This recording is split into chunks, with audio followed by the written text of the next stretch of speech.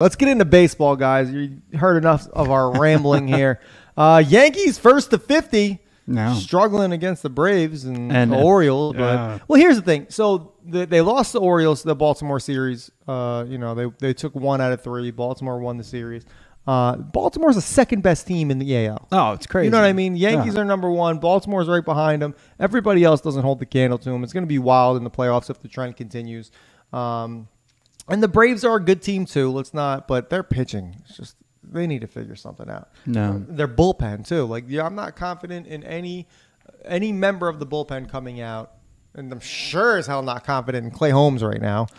Dude got rattled in Boston and just has like nervous holding it. Looks exactly. And then over in the NL, the Phillies struggling to get to that 50-win situation. They actually could be on the brink of it tonight. I don't think so. You don't think so? Let me check real quick right here. Oh, who cares? I don't know about that. I think there's a lot of people there. Yep, top of the 8th, down by 1. Sorry, Philly. I don't know if you're going to pull this one out. If Bryce Harper were to wear a cologne, what cologne would he wear?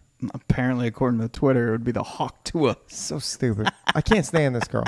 I have a lot of questions that we can't ask on the air right now. But unbelievable. Yeah. And then the Mets, 7-1 since the Grimace fiasco. Not only are they 7-1, they're coming from behind to win. They're doing walk-offs.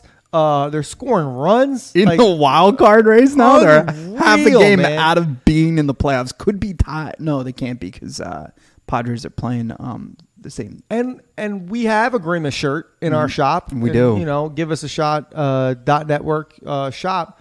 It's fantastic. It's the LFGM with Grimace. You guys definitely need to check it out. But I'm just so surprised that the Mets haven't capitalized more on this Grimace situation. I feel like I haven't heard, like, the internet's exploding with it, the memes, the videos, everything. And I feel like your PR is pretty good. Like, someone usually hops on.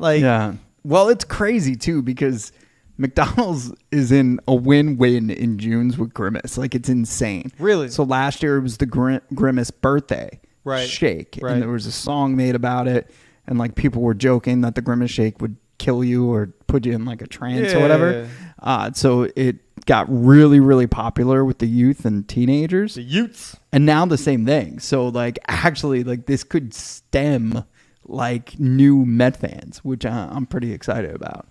But yeah, I agree with you. Like I've seen some things that shows like McDonald's is capitalizing on it. Changed their entire Twitter page to all Met stuff. Like good. It was like Grimace in a wagon, like being pushed by Mr. Met. Like it was just all this crazy stuff going on. So yeah, we need something, right? Who would have thought it'd be a giant purple blob that brings the Mets back into, some form of relevancy. I mean, it's very similar to, 2 years ago in Philadelphia. Oh. They caught this burst of energy. I mean, obviously they fired Girardi and Philly Rob took over, but still, Grimace might just be that little spark that you guys needed. Some of the memes are memes, if you want to say Bryce Harper. But some of the memes are pretty priceless. Like it's Grimace and somebody's like, I'm going to tell my kids this was Bartolo Colon. Like, it's just so messed up. But it's just so fantastic, man. This is why I have a love-hate relationship with social media, because you get the people that sound off that you don't want to hear anything that comes out of their mouth. And then you get these beautiful memes about this big purple monster that threw out a first pitch with an oversized glove and a baseball hat on the wrong hand for no reason whatsoever. Like what? Like nobody ever has a glove. Was it Grimace's birthday? Is that why he threw out the first pitch? I guess. Why? Yeah. Also, like they celebrated last year like a random like 53rd birthday. It wasn't like a milestone birthday. It wasn't even like the 55th birthday. So when they rolled it out, there was a lot of like tinfoil hat conspiracy theories, in the whole McDonald's and crazy social media world. But it was a random birthday that they celebrated. And then this year, they just had him out. I think it's because of the Purple City Connects. I don't know for a fact. I didn't watch. They did gift him a City Connect jersey. Right. We talked about that last week. Now you're sparking my memory. It's weird that McDonald's still advertises. I think it's weird that a lot of big companies still advertise. Like, you really need to advertise? Why? You're McDonald's. You're in every single country. That's why we don't have advertisers. Corey's like, you know what? You don't need No. us. I mean, if McDonald's wants us to push their product, absolutely. I think it's relevancy, right? Like, think about it. Like, Burger King is non-existent right now, right? Maybe they should advertise, right? And if they are, they're doing it wrong, right? And there's other brands that used to exist. I mean, Pepsi was just taken over from Dr. Pepper. So now it goes Coca-Cola, Dr. Pepper, Pepsi. I don't trust the validity of that. Okay. I want to know who's buying Dr. Pepper. Like, you know what I mean? Like, have you ever been to a party? Like, we've been to Super Bowl parties before, birthday parties, and it's like, soda's in here, and you open up, and you don't see Dr. Pepper. You never see Dr. Pepper. That's fair. Just so who's buying the Dr. Pepper? Yeah. Not our friends, apparently. The same people that think we've been to the moon are the people that are buying the Dr. Pepper. I'm just saying, get your tinfoil hats, people. I don't believe it. I think that was false information to get people to start buying more Dr. Pepper. Okay.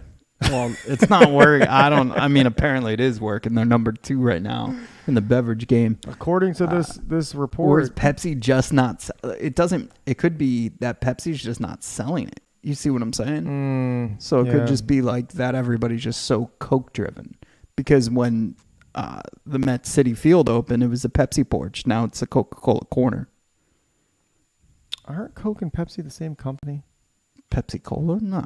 I mean, I'm sure if you find Pepsi and not. Coke, no. Maybe, no you know, I'm thinking of like Coke. It'd be like a monopoly. And Sprite and all. That's what I'm thinking of. Yeah, Coke, Sprite. You could always tell by the bottle their allegiance because the bottles either look like the Pepsi ones that kind of look like a dome, and then the Coke ones have the little like a Coke glass look. That's right. I'm an idiot. No, You are. They're definitely rivals. For more than 100 years, it says they've been rivals for.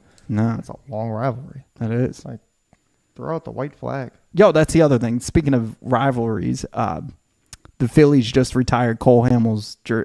He announced his retirement, and so he had a speech at Citizens Bank today, Friday. Mm-hmm. And you mentioned the Mets, and I was just thinking, like, you know, that's such little brother syndrome because, like, the Mets, an athlete on the Mets would never mention the Phillies in their retirement speech ever.